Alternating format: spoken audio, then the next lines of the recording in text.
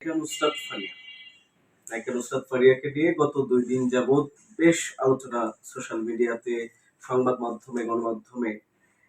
তো নায়িকা নুসরাত ফারিয়াকে থাইল্যান্ড যাওয়ার পথে হযরত শাহজালাল আন্তর্জাতিক বিমানবন্দর থেকে আটক করা হয়।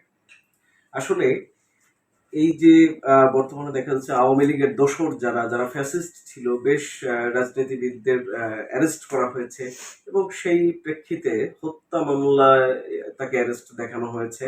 এইগুলো নিয়ে নানান দ্বিমত পোষণ করছে নানান মানুষ। কেউ বলছে নুসরাত ফারিয়াকে অ্যারেস্ট করা ঠিক আছে, কেউ বলছে যে না, ঠিক নেই।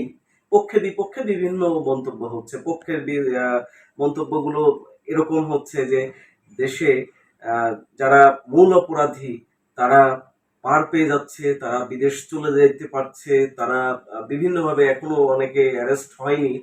কিন্তু যে হত্যা মামলা চেষ্টা, নুসরাত ফারিয়া একজন অভিনেত্রী, তিনি নিশ্চয়ই হত্যা চেষ্টার সাথে জড়িত ছিলেন না এমন মন্তব্য সবাই করছেন যে তাকে কেন অ্যারেস্ট করা হয়েছে।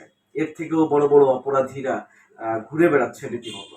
আবার যদি বিপক্ষের কথা বলি, বিপক্ষেও কিন্তু অনেকেই অনেক ধরনের মত দিচ্ছেন যে নুসরাত ফারিয়া ওপেনলি ভাবে জুয়া খেলার প্রচারণা চালিয়েছেন। নুসরাত ফারিয়ার সঙ্গে পলকের একটা বেশ ভালো সম্পর্ক ছিল, গোপন সম্পর্ক ছিল। সেই সম্পর্কের জেরে নুসরাত ফারিয়া পার পেয়ে গেছেন, কিন্তু সেই জায়গায় পার পাননি। আবার এর প্রেক্ষিতেও অনেকে এমন কথাও বলছেন যে যদি জুয়া খেলার অপরাধে অপরাধী হয়ে থাকে নুসরাত ফারিয়া, তাহলে হত্যা মামলায় কেন তাকে গ্রেপ্তার দেখানো হলো।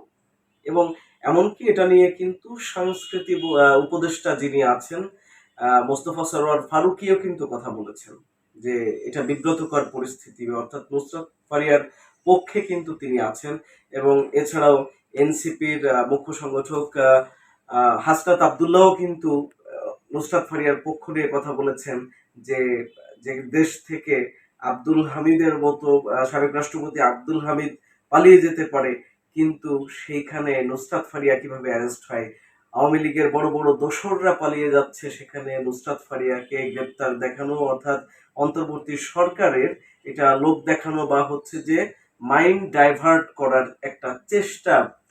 তিনি কিন্তু এমন ধরনের কথা বলেছেন।